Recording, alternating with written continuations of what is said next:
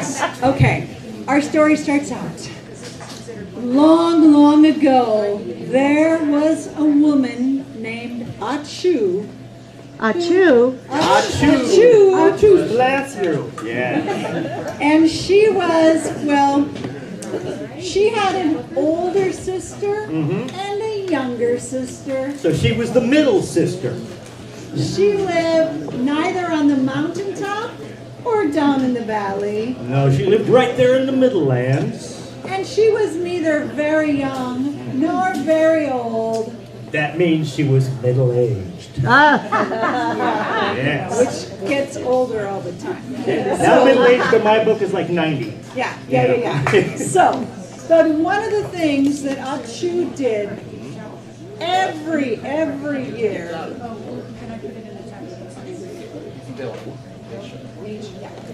We got to make sure we. Yeah. Yeah, everybody needs their beverages. That's right. Yes. We like our mead and our cider Okay, here. we got that. Okay. All right, so every year, what she did every year is she would go and visit one of her sisters. Now, it just turned out that one of her sisters lived 2 days that direction, and the other sister lived 2 days that direction, which made her in the middle. So she did that every year, except for one particular year, she didn't go to visit her sisters because she met a dragon on the road. Oh dear. Yes, now, she had packed up her bags because every year she went out to go visit her sister. She packed up all her things and she headed out on the road. She said goodbye to her family, and the kids were very excited because they always get a present from Auntie when she comes home. And she went out down the road, headed towards her sister's house. When she come, She was so surprised she came around the corner, and who was there but a great green fire-breathing Loud. This was here not loud. oh, who are you, woman? You are on my road now. I'm mad. Who are you? Well, she knew if strangers demanded your name, you should always give a pseudonym. I am middle woman. Yes. Yes, middle woman. Oh, middle woman is your name, is it? Well, you're on my road now, and my rules apply. And I have one question for you. What's the question? Would you like to have 3 wishes of anything you desire? Or for me to eat you instantly and gobble you up right now? It's your choice. 3 wishes, or I just gobble you up right now. Well, it doesn't seem to be a very difficult decision. I guess I'll take the 3 wishes. I love it when people take the 3 wishes. So much fun to watch them destroy themselves. Okay, but seriously, Yes. anything I want? Anything you wish for, I can make it happen. Okay. I am dragon. Okay, this is what I want. Yes. I wish the land where our farm is would always provide enough food for all of the people who live there. You want your farm to provide enough food for everyone who lives there. Your wish is my command. And he disappeared, and in 5 seconds he came right back. Aha! Yes. Middle woman, your wish has been granted. Your farm has enough food to supply everyone who lives there. Excellent! Yahoo! That's right. Nobody lives there anymore. I've eaten them all! Oh, that's terrible. I am dragon. Oh, that's terrible. That's terrible. Oh my goodness. Now the farm has enough for all the people there. No one. No one. Okay. This is bad. I can feel it. This is not a good thing. Okay. Yes. Okay. All right. I gotta think of something. Oh, well, you gotta come up with a good one. Okay. I got one. Here it is. I wish everything would return exactly like it was 1 minute before I left on this journey. No money. You just want everything back. 1 minute before I left. I am dragon. I have made my word, and it is what I will do. And Everything is back. middle woman Achu was back with her family.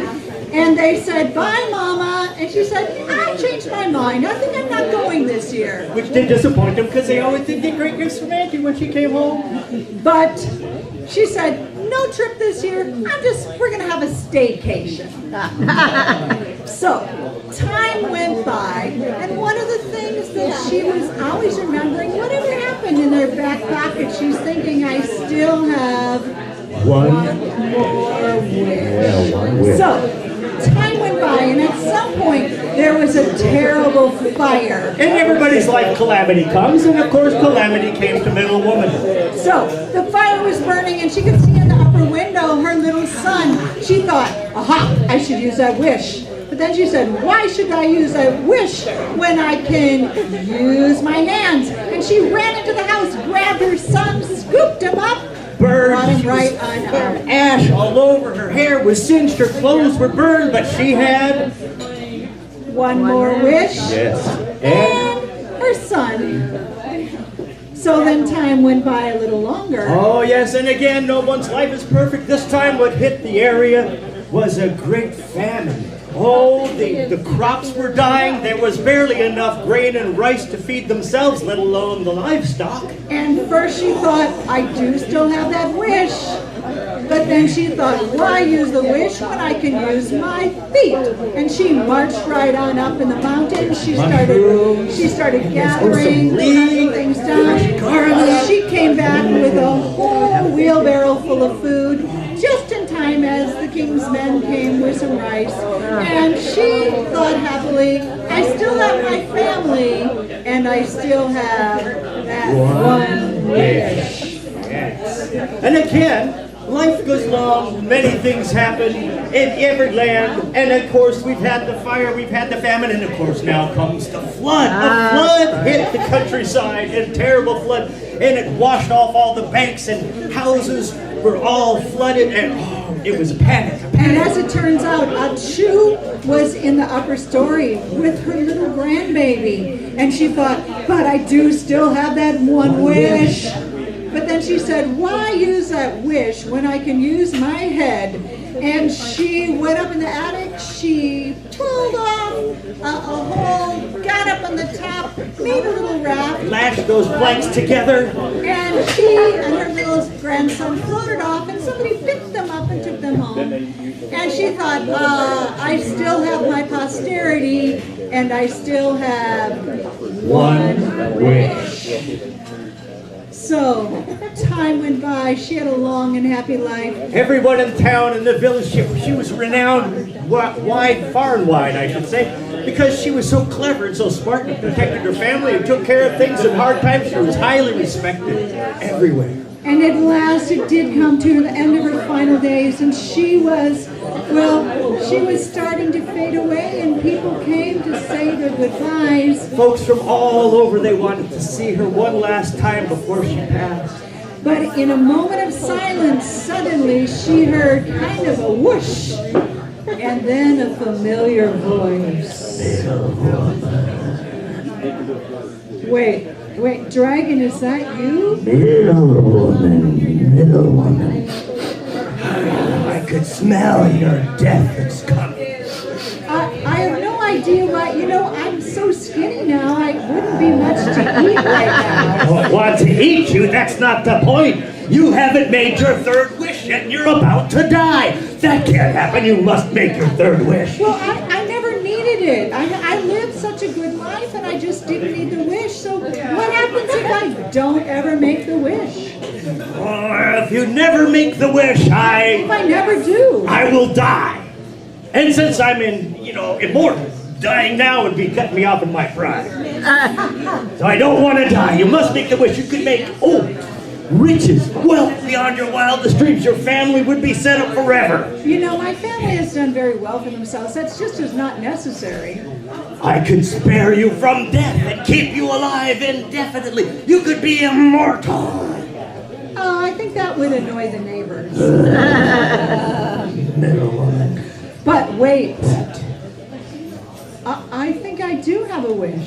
Thank you, middle woman. You must give me the wish. And you can pass quietly once that wish is Okay, given. here's my wish. Yes. I wish, Dragon, that for the rest of your days, only happiness would befall you and anyone that you ever met.